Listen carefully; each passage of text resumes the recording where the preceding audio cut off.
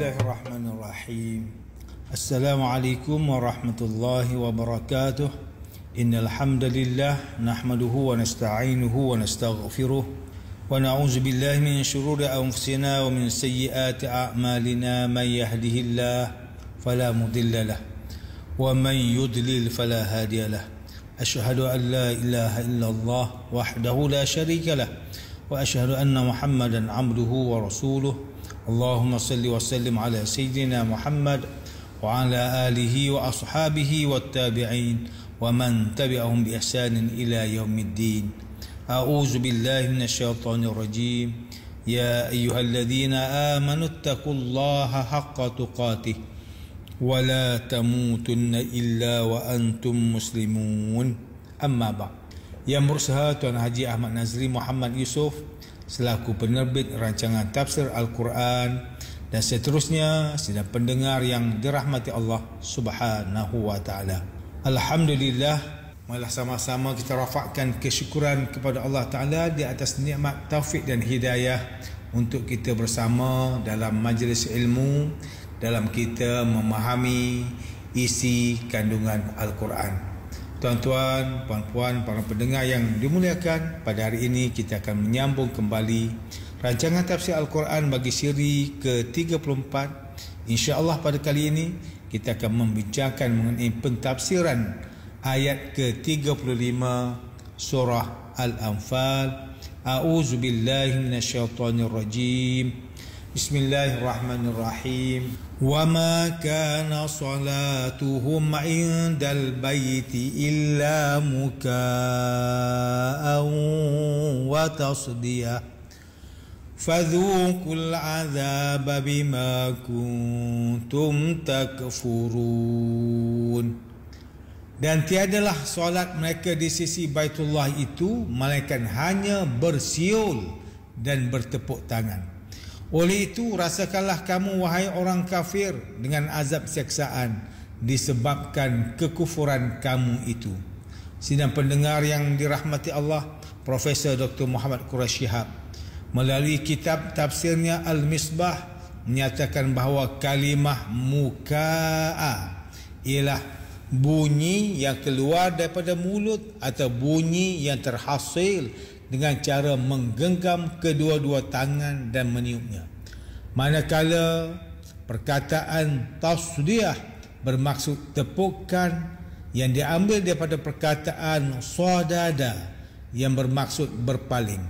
Ini kerana perbuatan bertepuk tangan itu mempertemukan kedua-dua tapak tangan, lalu kedua-dua tapak tangan tersebut dipisahkan dan ditarik ke belakang seolah-olah berpaling selepas dipertemukan secara berulang kali. Diriwayatkan daripada Ibn Abbas radhiyallahu anhuma bahawa apabila kaum kafir musyrikin berada di Masjidil Haram, maka mereka akan bersiul dan bertepuk tangan. Bahkan mereka juga bertawaf dalam keadaan tanpa berpakaian. Mereka juga berteriak dan menyanyi apabila mendengar Nabi Muhammad sallallahu alaihi wasallam membaca Al-Quran dengan tujuan untuk mengganggu baginda dan menghalang orang lain daripada mendengar bacaan Nabi Muhammad sallallahu alaihi wasallam. Perbuatan ini sangat bertentangan dengan kehormatan dan kemuliaan Masjidil Haram. Para ulama mendapat pengajaran daripada ayat ke-35 surah Al-Anfal ini dengan mengisyaratkan bahawa perbuatan bersiul dan bertepuk tangan yang dilakukan oleh kaum kafir musyrikin itu adalah suatu perbuatan yang sia-sia dan tidak bermakna sama sekali.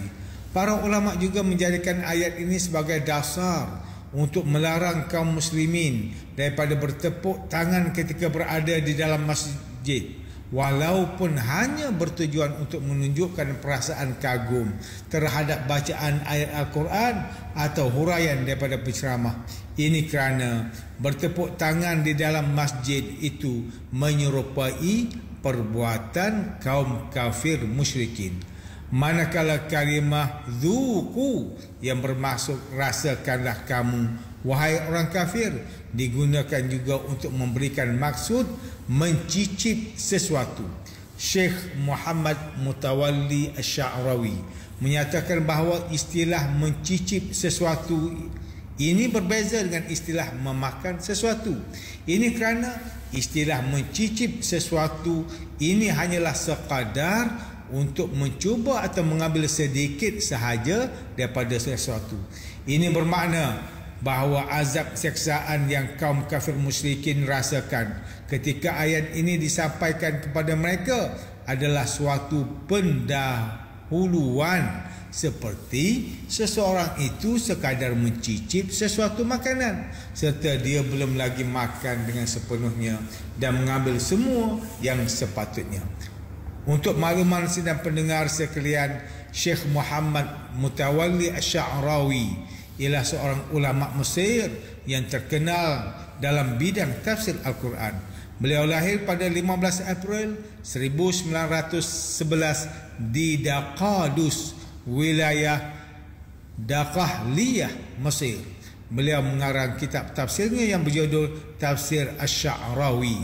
Beliau juga digelar sebagai Mujaddid Islam abad ke-20 dan Da'i sejuta umat. Beliau meninggal dunia pada 17 Jun 1998 ketika berumur 87 tahun. Sidang pendengar yang dimuliakan, Ustaz Salahuddin Abdullah dan Ustaz Omar Khalid melalui kitab mereka Tafsir Mubin mentafsirkan ayat ke-35 surah Al-Anfal dengan menyatakan bahawa tiadalah ibadah bagi kaum kafir musyrikin Mekah di sisi Baitullah itu melainkan dengan cara bersiul dan bertepuk tangan ketika Rasulullah sallallahu alaihi wasallam dan orang Islam sedang solat. Mereka berbuat demikian untuk mengganggu dan mengacau sahaja. Ibn Abbas radhiyallahu anhuma pernah menyatakan bahawa orang kafir Quraisy bertawaf di hadapan Kaabah dalam keadaan tanpa berpakaian.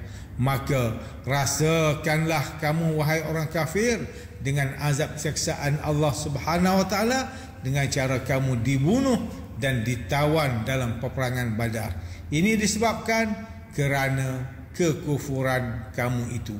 Manakala Tengku Muhammad Hasbi As-Siddiqi menulis kitab Tafsir An-Nur mentafsirkan ayat ke-35 surah Al-Anfal ini dengan menyatakan bahawa orang kafir Quraisy bertawaf di sekitar Kaabah dalam keadaan tanpa berpakaian, sama ada lelaki maupun perempuan, sambil mereka bersiul dan bertepuk tangan. Sebenarnya solat dan tawaf mereka hanyalah sekadar bermain-main dan bergurau semata-mata, sama ada mereka melakukan perbuatan tersebut sebagai cara untuk mengganggu Nabi sallallahu alaihi wasallam ketika mengerjakan tawaf ataupun bertujuan untuk menghilangkan kekhusyukan baginda ketika solat. Oleh itu, rasakanlah azab seksaan yang pedih dengan terbunuhnya sebahagian daripada pemimpin mereka dan sebahagian yang lain pula ditawan dalam peperangan Badar disebabkan kerana kekafiran dan kesyirikan mereka.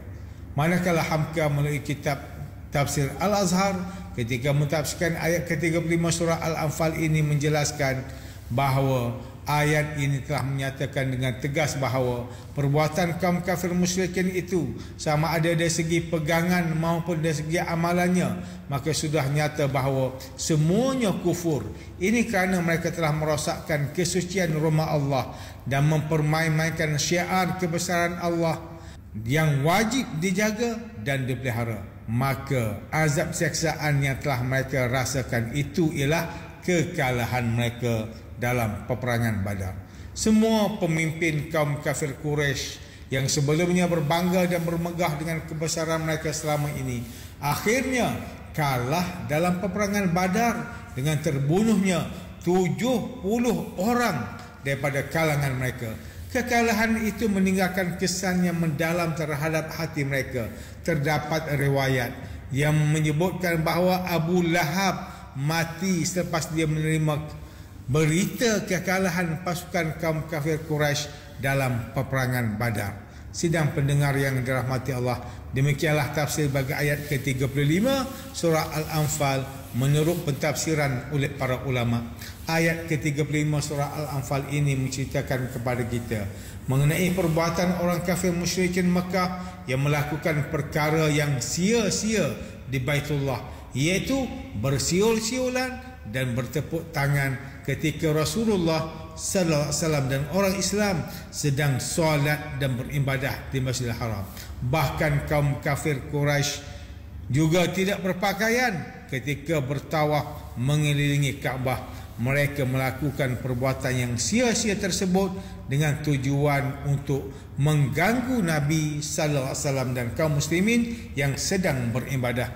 Maka Allah Subhanahu wa taala memberikan seksaan kepada kaum kafir musyrikin dengan cara mereka dibunuh dan ditawan dalam peperangan Badar disebabkan kekufuran mereka.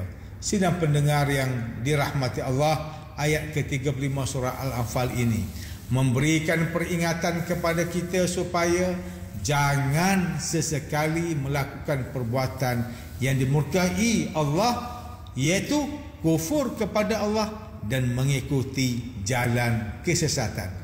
Tetapi jika kita melihat situasi masyarakat pada kebelakangan ini, masih terdapat di kalangan orang Islam yang melakukan perbuatan kufur dan sesat.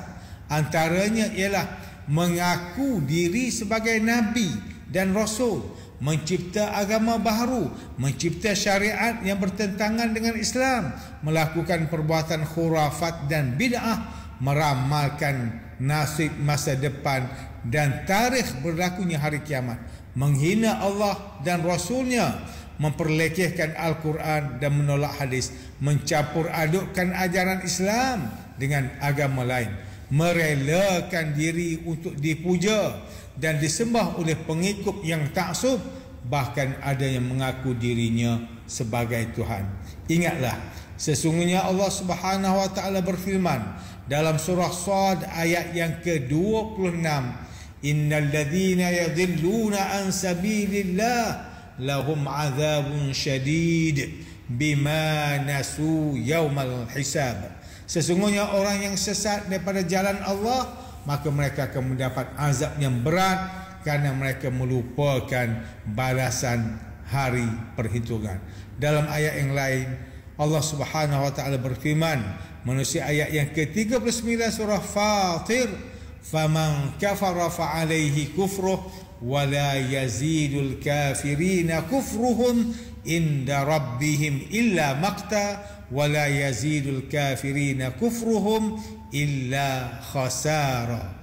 Sesiapa yang kufur, maka balasan kekufurannya itu akan menimpa dirinya sendiri dan tidak akan bertambah bagi orang kafir dengan kekufuran di sisi Tuhan mereka kecuali kemurkaan, dan tidak akan bertambah bagi orang kafir dengan kekufuran mereka kecuali kerugian. Dalam sebuah hadis riwayat Imam Bukhari, Rasulullah sallallahu alaihi wasallam bersabda, ana faratukum 'alal haud la yarfa'unna ilayya rijalun minkum hatta iza ahwaitu la unawilahum tuliju duni fa aqul ay rabbi ashabi yaqul la tadri ma ahdasu ba'daka. Aku akan menunggu kamu semua di al-haud, iaitu telaga Rasulullah SAW di akhirat. Lalu dinampakkan di hadapanku beberapa orang daripada kalangan kamu semua. Apabila aku ambilkan air daripada telaga itu untuk mereka minum, lantas mereka dijauhkan daripadaku. Maka aku pun berkata, wahai Tuhanku, mereka ini adalah sahabatku. Tetapi Allah Ta'ala berfirman, kamu tidak tahu bahawa mereka telah mengada-ngadakan perkara baru, iaitu bid'ah, selepas kamu wafat. Dalam hadis yang lain, Nabi sallallahu alaihi wasallam bersabda, innahum minni fayuqal innaka la tadri ma baddalu ba'dak fa aqul suhqa liman baddala ba'di. Wahai Tuhanku, sesungguhnya mereka ini sebahagian daripada umatku. Lantas Allah Ta'ala berfirman, sesungguhnya kamu tidak tahu bahawa mereka telah menggantikan ajaran kamu selepas kamu wafat. Maka aku, iaitu Rasulullah SAW, pun berkata, celakalah dan celakalah bagi orang yang telah menggantikan ajaran aku selepas ketiadaan aku. Sidang pendengar yang dirahmati Allah, antara pengajaran yang boleh kita ambil daripada tafsir ayat ke-35 surah Al-Anfal ini ialah, pertama, setiap Muslim hendaklah berpegang teguh dengan ajaran Islam, iaitu dengan menjaga akidah, menunaikan ibadah dan mengamalkan akhlak yang mulia serta menjalankan amar ma'ruf dan nahi munkar. Mudah-mudahan perkara ini akan dapat menjauhkan umat Islam daripada terpengaruh dengan ajaran sesat dan penyelewengan. Kedua, jangan sesekali melakukan perbuatan yang dimurkai Allah Subhanahu Wa Taala, iaitu kufur kepada Allah dan mengikuti jalan kesesatan, sama ada melakukan perbuatan syirik, khurafat dan bid'ah, maupun melakukan perbuatan yang menyebabkan murtad, rosaknya akidah dan terbatalnya syahadah. Ini kerana semua perbuatan ini akan dibalas oleh Allah Ta'ala dengan azab siksaannya yang pedih di akhirat nanti. Sidang pendengar yang dimuliakan, sekian sahaja rancangan tafsir Al-Quran pada hari ini. Semoga kita semua mendapat manfaat daripada perbincangan ilmu ini. InsyaAllah, mudah-mudahan kita akan bertemu lagi pada siri rancangan tafsir Al-Quran yang akan datang. Wabillahi taufiq wal hidayah. Wassalamualaikum warahmatullahi wabarakatuh.